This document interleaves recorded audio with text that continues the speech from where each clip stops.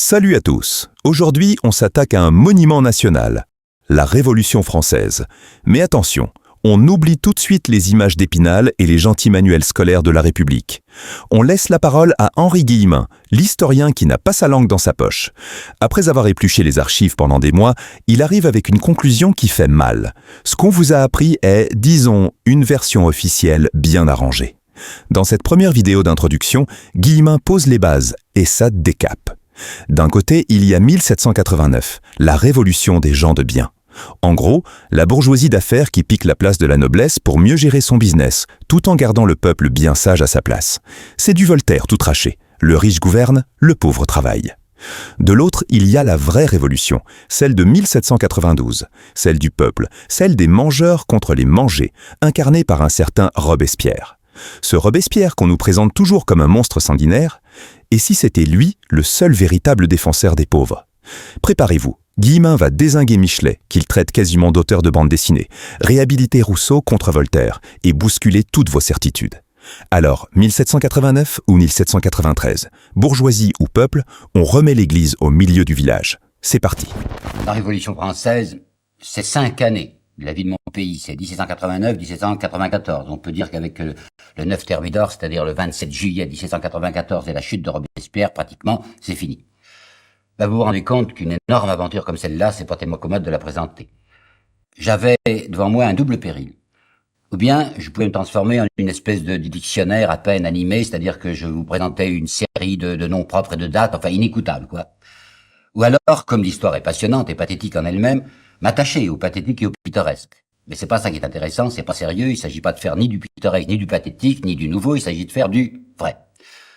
Alors voilà comment j'ai commencé. Je me suis dit, quelles sont les idées que j'ai maintenant, il y a 1 an avant d'avoir commencé à travailler, quelles sont les idées que j'ai sur la Révolution française? Qu'est-ce qu'on m'a appris? Qu'est-ce que les manuels m'ont appris? Au fond, vous le savez, je suis un professeur d'histoire littéraire, je n'ai fait de l'histoire que par raccro, j'ai été amené à l'histoire par l'histoire littéraire, mais enfin, je suis pas un spécialiste. Alors il fallait donc que j'étudie et je partais de ma base de départ. Qu'est-ce que c'est? C'est les manuels. Je suis un ancien écolier qui a été dressé par les écoles laïques de la Troisième République. Mon père aussi il avait 13 ans en 1878, c'est-à-dire quand les républicains ont pris le pouvoir, les opportunistes. Nous appartenons presque à la même génération, en ce sens que ça soit à ce moment-là Jules Ferry ou Gambetta ou Paul Bert qui étaient à la tête de la France, ou alors, de mon temps, un Mitterrand, un Barthou ou Poincaré, c'est tout de même la même chose. D'un côté, c'était les opportunistes, de l'autre part, c'était les radicaux. Mais enfin, nous, les écoliers, nous étions façonnés de la même façon. Alors, qu'est-ce qu'on nous a appris? Qu'est-ce que je sais, grosso modo, sur la Révolution? Et au fond, qu'est-ce que le public sait sur la Révolution? Vous voyez, ça se présente comme ça. En 1789, la vieille monarchie française était pas mal sclérosée, elle était pleine de désordres administratifs et financiers. Ça allait très mal au point de vue financier précisément, et la banqueroute était menaçante. Au cours du XVIIIe siècle, siècle des Lumières, comme on dit, les esprits s'étaient ouverts, des gens avaient agi sur l'opinion publique, si bien qu'en 1789, un grand mouvement national se produit, une revendication. On décide, le roi décide, sous la pression de l'opinion publique, de convoquer ce qu'on appelle les États généraux. Les États généraux, c'était les 3 ordres de la nation, le clergé, la noblesse et le tiers-État, c'est-à-dire ceux qui n'étaient ni nobles ni ecclésiastiques, c'est-à-dire les roturiers. Alors les États généraux se réunissent et presque tout de suite des difficultés naissent, des gens d'action se font entendre, qui parlent haut, des gens comme Sieyès et comme Mirabeau. Le peuple prend ça très mal parce que ça traîne, se soulève, s'empare de la Bastille. À ce moment-là, le mouvement est donné. C'est l'Assemblée nationale elle-même, c'est-à-dire le tiers-État qui s'est constitué à l'Assemblée nationale, qui a dit on va se charger de la réorganisation de la France. C'est l'Assemblée elle-même qui, dans une fameuse nuit, la nuit du 4 août 1789, abolit les privilèges. Les nobles, paraît-il, saisis d'enthousiasme, renoncent eux-mêmes à leurs privilèges et dans le même mois d'août 1789, c'est la fameuse Déclaration des droits de l'homme, liberté, égalité, fraternité. En plus, la question financière a été réglée, plus question de banqueroute, parce qu'on a trouvé 3 milliards, ou 3 milliards et demi, une belle somme, c'est-à-dire qu'on a pris les biens ecclésiastiques. Malheureusement, le roi, qui faisait semblant d'être d'accord, il n'était pas d'accord. Il cherchait tous les moyens de revenir à son ancien régime, à son pouvoir absolu. Et il avait l'idée qu'il pourrait le faire par des moyens de force. Il avait en effet l'intention d'aller chercher des troupes du côté de l'Est, de Montmédy ou Metz, des troupes fidèles avec le marquis de Bouillé, et de faire un coup sur Paris. C'est ce qu'on va appeler l'incident de Varennes, la fuite de Varennes, 21 juin 1791. Le roi s'évade, va essayer de trouver des troupes, mais on le rattrape, on l'a reconnu en cours de route, la fameuse histoire de Drouet qui a couru à travers la forêt, enfin je vous raconterai ça. Le roi est obligé de revenir à Paris. Il revient, il a l'air tout gentil, tout à fait docile, donc les choses semblent tourner rond. Le roi règne mais ne gouverne qu'à peine, et le pouvoir réel est entre les mains de la Chambre qu'on a constituée, qui s'appelle donc l'Assemblée législative. C'est cette Assemblée législative qui est chargée de faire le bonheur des Français. Seulement, il y a l'Europe, c'est-à-dire les rois, l'Europe, en particulier l'empereur d'Autriche et le roi de Prusse. Ces rois sont très mécontents de ce qui se passe en France, ou du moins assez mécontents, c'est ce qu'on m'a dit, et voudraient rétablir une monarchie régulière, c'est-à-dire absolue en France, parce que ça pourrait être très contagieux pour eux. Alors ils sont menaçants, et devant cette menace, la guerre finit par éclater. 20 avril 1792. Et cette guerre qui commence mal. Commence même extrêmement mal, les troupes françaises sont culbutées, les Prussiens entrent sur le territoire national. Le 19 août 1792, les voilà qui déferlent à travers la France dans la direction de Verdun, puis de la Champagne. Et ils se font précéder par un manifeste que l'on appelle le fameux manifeste de Brunswick. C'était le duc de Brunswick qui commandait les troupes allemandes. Ce manifeste est effrayant, il est destiné à terrifier les Parisiens. On leur dit, si vous vous défendez, si vous osez vous défendre, la ville de Paris sera rasée. Le résultat est le contraire de ce qu'ils avaient espéré, ça met les Parisiens hors d'eux-mêmes, ils se soulèvent, ils renversent la monarchie, c'est le 10 août, il n'y a plus de roi, c'est la République. N'empêche que la situation est toujours catastrophique, et à ce moment-là va se produire 3 semaines après le 10 août, vont se produire les massacres de septembre, enfin les prisonniers qui sont massacrés. Danton, à ce moment-là, se fait beaucoup remarquer, il est comme on dit l'âme de la résistance, il a prononcé une phrase illustre, de l'audace, encore de l'audace, et toujours de l'audace, et la France sera sauvée. Oui, effectivement, elle est sauvée le 20 septembre 1792 par la victoire de Valmy. Le nouveau pouvoir s'appelle maintenant la Convention, et à la tête de la Convention, comme troupe de choc, il y a les Girondins. Les Girondins et la Convention commencent par faire le procès de ce roi qui était complice de l'ennemi, et on l'exécute. On lui coupe la tête le 21 janvier 1793. Mais des malheurs continuent à s'abattre sur le pays. Il y a un général, le généralissime même, il faut porter pas ce titre, mais c'était le premier général, qui s'appelle Dumouriez, qui trahit, qui passe à l'ennemi. Parallèlement, il y a toute une région de la France, l'Ouest, la Vendée, qui se soulève. Et le territoire national est occupé. Alors la République bande ses muscles, comme on dit, elle crée un gouvernement très fort qui s'appelle le Comité de salut public. Le Comité de salut public balaye les Girondins, qui semblent trop mous, et c'est la terreur, régime affreux, régime atroce, mais probablement nécessaire devant la crise épouvantable que subissait le pays. Seulement, les républicains ont le malheur de se diviser, ils s'entre-dévorent. Robespierre est devenu pratiquement le chef de ce pouvoir à la date du 27 juillet 1793, et Robespierre va envoyer à la guillotine Danton lui-même, le 5 avril 1994.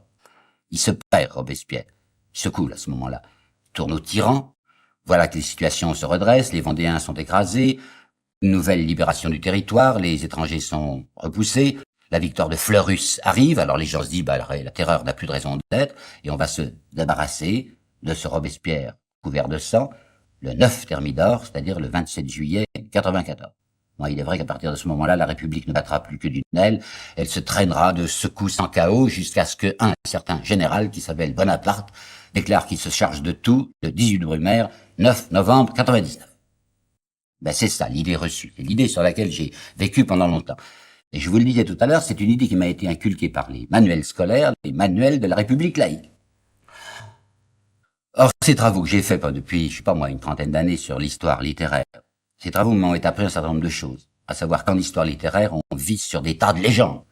J'ai été dressé, par exemple, à dire que Victor Hugo était formidable au point de vue adresse verbale, mais qu'il était très intelligent, qu'il était même plutôt un imbécile, comme laissait entendre Émile Faguet. Mais c'est pas vrai, c'était le contraire d'un imbécile. On m'a dressé à dire que Lamartine est d'un tempérament fémelin, comme disait Proudhon. Un homme sans vigueur, une espèce de mandoliniste. C'est absolument faux. On m'avait appris que Zola était un pornographe. Rien de plus faux. On m'a dit aussi que Vigny était le symbole du stoïcisme et du juste. C'était pas tout à fait exact. Et quand on voulait me faire admirer la sincérité de Benjamin Constant, j'ai découvert que cette sincérité, il fallait tout de même repasser là-dessus pour être au clair. Par conséquent, l'histoire littéraire m'avait déjà dressé à me méfier. Et puis il y a la vie. La vie, je ne suis plus jeune et j'ai vu pas mal de choses. Songez que tout de même, j'avais 15 ans à la fin de la Première Guerre, que j'ai vu, bien de loin, la Révolution russe, que à l'intérieur de mon pays, j'ai assisté au bloc des gauches. À ce moment-là, j'avais 20 ans, j'étais secrétaire d'un député. J'ai vu après Alors de près, le 6 février 34, j'ai vu le Front populaire, j'ai connu la guerre civile espagnole, puis l'invasion de mon pays, qu'on a appelé la drôle de guerre, puis la résistance, puis la libération, puis la guerre d'Indochine, puis la guerre d'Algérie. Et puis enfin, j'avais pas mal vécu, j'avais vu beaucoup de monde, 17 ans de vie diplomatique. Ça m'a mis en rapport avec beaucoup de gens et ça m'a ouvert les yeux, si bien qu'aujourd'hui, en 1966, je n'ai plus du tout le même regard que j'avais il y a quelques années sur cette révolution. Ben, c'est ce regard neuf que je voudrais essayer de vous faire partager, en vous expliquant ce que j'ai cru comprendre. C'est une affaire passionnelle. Hein. C'est évident que c'est une affaire passionnelle, la Révolution. Quand on étudie les histoires pharaoniques ou des histoires de Babylone, on se sent pas tellement dans le coup. Encore que, si on examine les choses de près, ça finit par vous intéresser beaucoup. Mais la Révolution française, c'est tout près de nous. Puis ça intéresse non seulement la France, non seulement ceux qui parlent français, ça intéresse tout le monde. Les problèmes qui sont posés là sont des problèmes qui concernent l'univers. Alors, cette Révolution française, il s'agissait de bien la regarder, de bien comprendre, et d'éviter un péril aussi. C'était le péril passionnel, c'est-à-dire une option qui serait une option de partialité. Jaurès, dont je vous parlerai, qui a fait une étude remarquable sur la Révolution. Jaurès dit, en parlant des grands hommes de la Révolution, ces morts nous interrogent. Ils nous parlent, ils nous disent, est-ce que vous êtes avec nous, est-ce que vous êtes contre nous? Il n'y a pas moyen d'échapper à l'option. Et ceux qui font semblant d'y échapper, leur option crève tout de même les yeux. Un très bon historien, dont je vous parlerai tout à l'heure aussi, qui s'appelle Mathiez. Il a eu une phrase que j'aimerais vous citer. Mathiez dit, ne vous figurez pas que le meilleur historien est celui que rien n'émeut. Alors c'est pas la peine de le nier, je suis partisan dans cette histoire. Je sais très bien où est mon option. Je sais ce que j'aime et ce que j'aime pas. Je ne suis pas impassible. Mais je vais essayer d'être objectif. Ça veut dire que je vais m'interdire absolument tout ce qui peut ressembler à une défiguration ou tout ce qui peut ressembler à une dissimulation. Et je vais vous donner 2 exemples de ce qu'il faut pas faire. Et je vais prendre ces exemples chez des historiens qui sont des amis de la Révolution. Ça sera trop facile, évidemment, je vous en montrerai, de montrer les trucages d'historiens qui détestent la Révolution. Mais je vais prendre un exemple chez Michelet et un exemple chez Jaurès.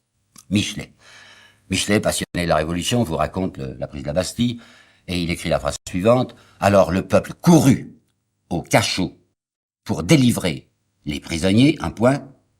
2 étaient devenus fous. Ben, c'est une très mauvaise phrase. Pourquoi? Parce qu'elle contient d'abord une dissimulation, ensuite une inexactitude. Dissimulation. Le peuple courut au cachot pour délivrer les prisonniers. Je voudrais savoir combien ils étaient, les prisonniers. Ils étaient 7. Pas plus de 7. Ben, Michelet oublie de nous le dire. Il a tort d'oublier. 2 étaient devenus fous. C'est pas vrai. Ils n'étaient pas devenus fous, ils étaient fous quand ils les avaient incarcérés. Ben, c'est une chose qu'il ne faut absolument pas imiter. Jaurès lui-même, enfin, pour lequel j'ai un grand respect. Jaurès raconte le 10 août. Le 10 août, je viens de vous le dire, c'était l'invasion des Tuileries, enfin, c'est quand le peuple se précipite sur le roi et le chasse. Il y avait un gouverneur des Tuileries, gouverneur militaire, qui s'appelait Mandat. M-A-N-D-A-T, monsieur Mandat.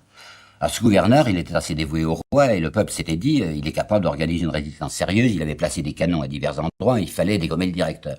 Alors, on fait venir ce chef de la garde nationale, on le fait venir à l'hôtel de ville où s'est constitué un comité insurrectionnel. C'est Danton, du reste, qui le fait venir. On lui tente un piège, on ne lui dit pas pourquoi il doit venir, mais enfin, du moment que c'est l'hôtel de ville qui a le soin de la garde nationale, il doit y aller. Alors, Mandat y va, et on l'arrête. On lui met la main dessus pour l'empêcher de préparer sa défense du château. Très bien. Mais il faut dire aussi qu'après l'avoir arrêté, on l'a tué. Ben, Jaurès a oublié de nous le dire, c'est regrettable. Par conséquent, voyez-vous, c'est exactement ça qu'il faut pas que je fasse. Qui sont les historiens de la Révolution française? J'avais tout à apprendre, hein. Alors depuis une bonne année, n'ayant presque que ça à faire, j'ai appris. Il y a des temps du 19e siècle qui sont pas tellement négligeables. Ça a commencé avec Mignet et Thiers. C'est les 2 premiers historiens de la Révolution française. Ça se situe sous ce qu'on appelle chez nous la Restauration. Vous savez, avant Louis-Philippe. C'était passé, ça compte plus. Surtout Thiers. Thiers qui était un homme politique très habile, enfin qui faisait un livre de propagande bien plus qu'autre chose. Ça ne compte pas. Mais il y a quelqu'un aussi qui est un homme politique, qui n'est pas un historien de profession, et qui se situe au 19e siècle, et qui n'est pas négligeable, ce que j'avais cru. C'est Lamartine. Il a fait son histoire des Girondins. Il a commencé en 1843, il a terminé en 1847. L'histoire des Girondins, elle est un peu théâtrale, elle est un peu littéraire, mais Lamartine s'était beaucoup plus informé que je ne croyais. Vous savez, en 1843, la terreur, c'était pas tellement loin. Il y avait des survivants de la terreur. Et Lamartine a pris la peine d'aller voir des gens. Il a interrogé des témoins. Et puis, il s'est fait fournir, procurer des documents. Je les ai vus, ils sont conservés au château de Saint-Point, là où vivait Lamartine. Il y a des mémoires d'un Girondin qui s'appelle Barbaroux, et ces mémoires sont fort intéressants. Et Lamartine a utilisé ça. Et enfin, Lamartine a utilisé un livre que ne connaissait pas Thiers ou Mignet, les 2 premiers, puisque le livre n'avait paru qu'après, un livre en 40 volumes, dont plus personne ne parle aujourd'hui, et on a bien tort car ça reste un livre de base. C'est deux messieurs qui ont fait ça, ils s'appellent Buchez et Roux. Buchez et Roux ont fait 40 volumes qui ont paru sous la monarchie de Juillet, et ces 40 volumes s'appellent Histoire parlementaire de la Révolution française. Et pourquoi parlementaire? Parce qu'ils ont cherché tous les discours. Il y avait le journal officiel, vous savez, qui s'appelait Le Moniteur. Il y avait aussi les actes des sociétés, par exemple le club des Jacobins, le club des Cordeliers. Et ben Buchez et Roux, dans un travail inouï, enfin un travail de bénédictin, ont rassemblé tous ces documents, tous ces discours, si bien que dans les 40 volumes que Lamartine avait sur sa table quand il travaillait, vous avez les discours prononcés jour par jour, ou tous les 2-3 jours, par Danton, Robespierre, Mirabeau, etc. Michelet fait deux objections à ce livre de Buchez et Roux. Il dit, ils sont un peu naïfs, messieurs Buchez et Roux, parce qu'ils se contentent de reprendre les textes tels qu'ils les lisent dans le Moniteur, et ces textes sont en partie truqués. C'est vrai, ce qu'il dit là, Michelet, c'est vrai. Tout à l'heure, je crois vous avoir dit que j'ai été secrétaire d'un député quand j'avais 20 ans, 21 ans, et j'avais vu quelque chose qui m'avait un petit peu scandalisé, c'est que lorsque ce député avait fait une intervention à la Chambre, on lui envoyait presque tout de suite après, avec une rapidité incroyable, vous savez, 3-4 heures après, il avait sur sa table les épreuves de son discours. Et il avait le droit, et tous les députés ont le droit, de corriger sur épreuve leur discours. Par conséquent, ce qui est imprimé dans le journal officiel, ce qui était imprimé dans le Moniteur de la Révolution, c'est pas exactement ce qu'ils avaient dit. Voilà une objection intéressante de Michelet. Et deuxième objection, qui n'est pas du tout intéressante, celle-là qui m'énerve beaucoup. Michelet dit, Buchez et Roux ont tort de poser la question sociale dès 1789. Elle va se poser en 92, mais elle n'est pas posée en 1789. Et bien Michelet se trompe complètement. Alors nous arrivons à Michelet, c'est le personnage numéro 1 de la Révolution. Là, puisque je vous ai dit que je dirais la vérité, alors allons-y. Mais j'ai beaucoup changé sur Michelet. Quand j'étais gamin, quand j'étais jeune, quand j'étais adolescent, j'avais une admiration passionnée pour Michelet. Ce qui m'a amusé, c'est qu'étudiant un écrivain français peu connu à l'étranger, et c'est bien dommage, qui s'appelle Jules Vallès, j'ai vu que ce Jules Vallès, il avait fait la même évolution que moi. Il raconte que quand il était jeune et qu'il lisait l'histoire de Michelet, qu'il entendait, comme il dit, battre le tambour républicain dans les faubourgs, cette musique-là, dit-il, elle tirait directement sur mon cœur. Ben, moi aussi, je marchais. Et à la fin de sa vie, il est mort jeune, Vallès avait pas mal changé sur Michelet parce qu'il avait abordé le personnage de plus près. Moi aussi. Quand j'ai relu, au cours de cette année, quand j'ai relu l'histoire de la Révolution de Michelet, je ne m'y suis plus reconnu. Je me suis dit, mais mon Dieu, comment ai-je pu admirer ça? Bien entendu, il y a le prestige du style, enfin, c'est un écrivain, Michelet. Il y a quantité de pages, je vous assure, qui sont, donnez-moi cette expression affreuse, mais qui sont bouffonnes. Si vous lisez l'histoire de la prise de la Bastille par Michelet, ou surtout la nuit du 4 août, ou encore l'histoire de la Fédération, vous savez, il faut vraiment se retenir pour s'empêcher de bouffer. C'est impossible, ce sont des effusions de l'âme, c'est du transport, c'est du lyrisme. Et puis quelquefois, ces péants se transforment en danse du scalp. Car notre Michelet, c'est un homme qui a des haines stridentes. En particulier, il peut pas supporter Robespierre. En 1946, j'étais donc à l'ambassade de France à Berne, et un jour, l'ambassadeur, M. Hoppenot, avait invité à déjeuner Bernanos. Et j'en rappelle toujours que, au café, je sais plus pourquoi, Bernanos s'était mis à parler de Michelet, et dans des termes qui m'avaient vraiment scandalisé. Il avait dit, Michelet, mais c'est de l'histoire d'Épinal.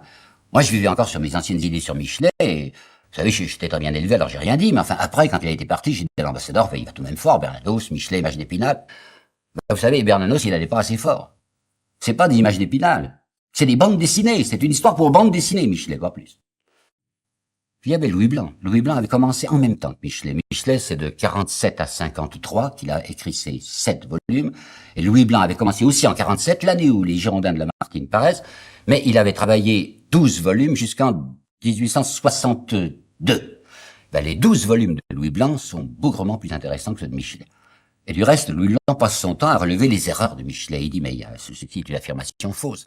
Michelet, en 1868, a fait une très mauvaise réponse, hautaine, parce que vous savez, Michelet, hautaine, mais nulle. Il ne sait pas ce qu'il faut répondre à Louis Blanc. Par conséquent, l'histoire de Louis Blanc, que l'on ne connaît pas assez, c'est une histoire qui mérite absolument d'être lue, et d'être lue de près, c'est du bon travail.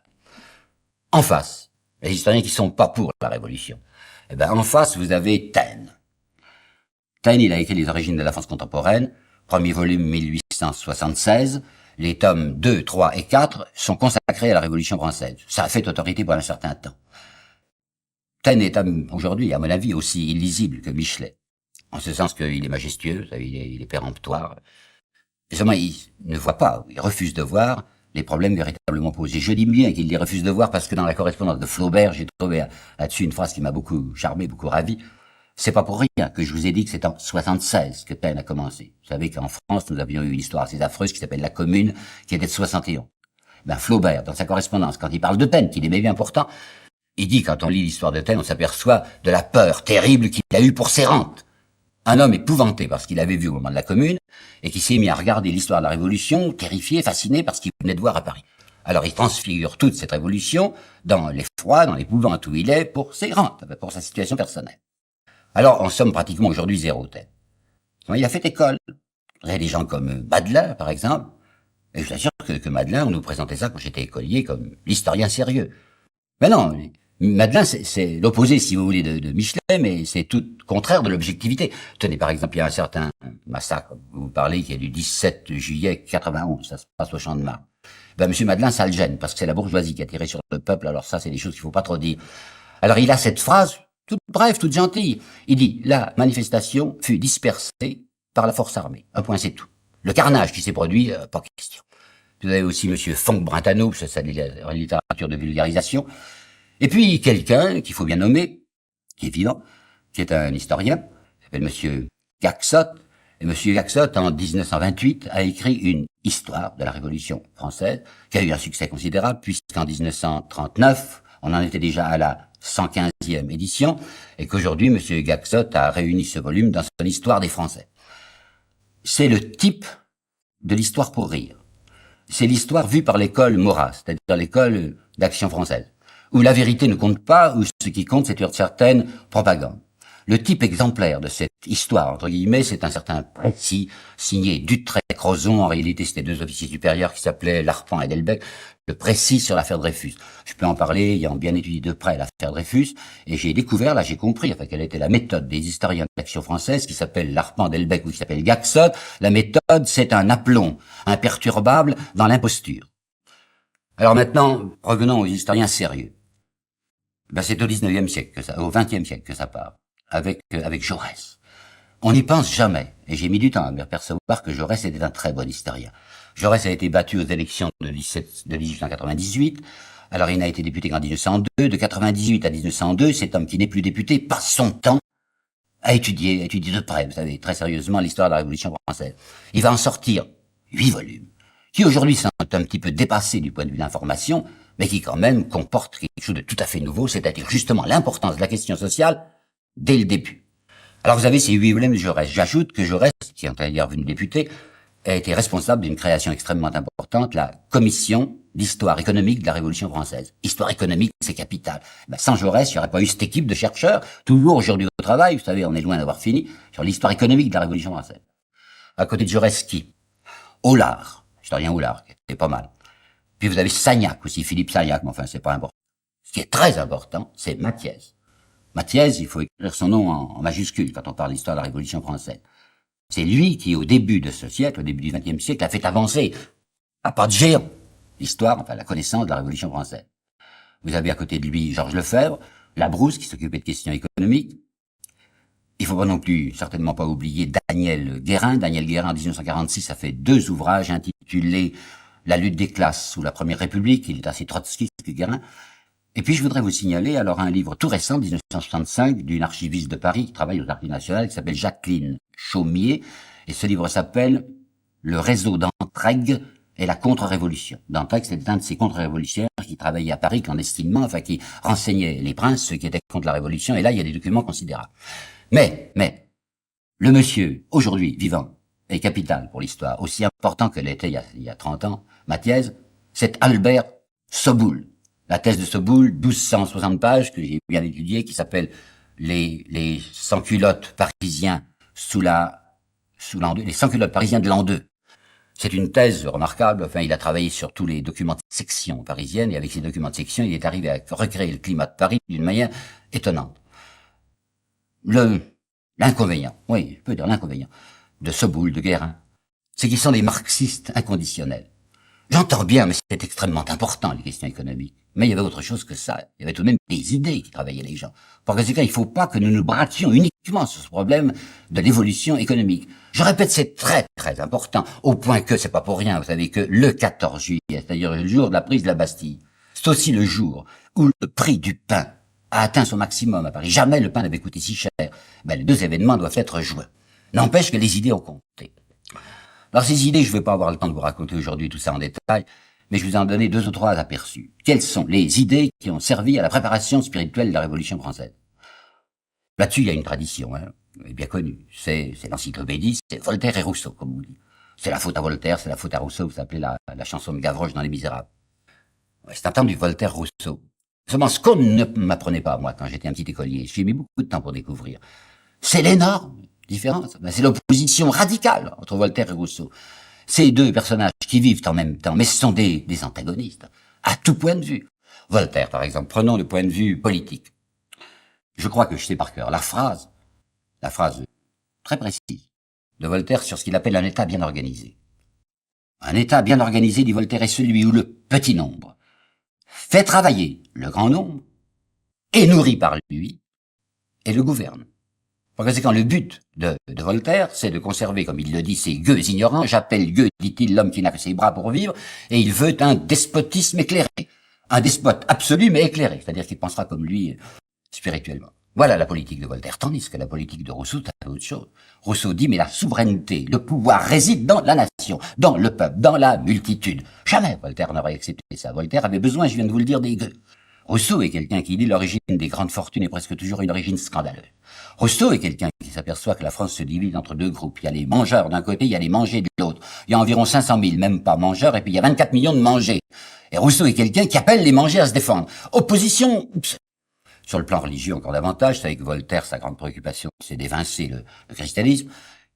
Un point même extraordinaire, puisque dans une lettre à d'Alembert, je crois, il lui dit: vous ne croyez pas que 5 ou 6 hommes bien nés, hommes de qualité, 5 ou 6 hommes bien nés qui s'entendent, seraient capables de réussir là où autrefois 12 faquins ont réussi? Que c'est les 12 faquins? C'est les 12 apôtres.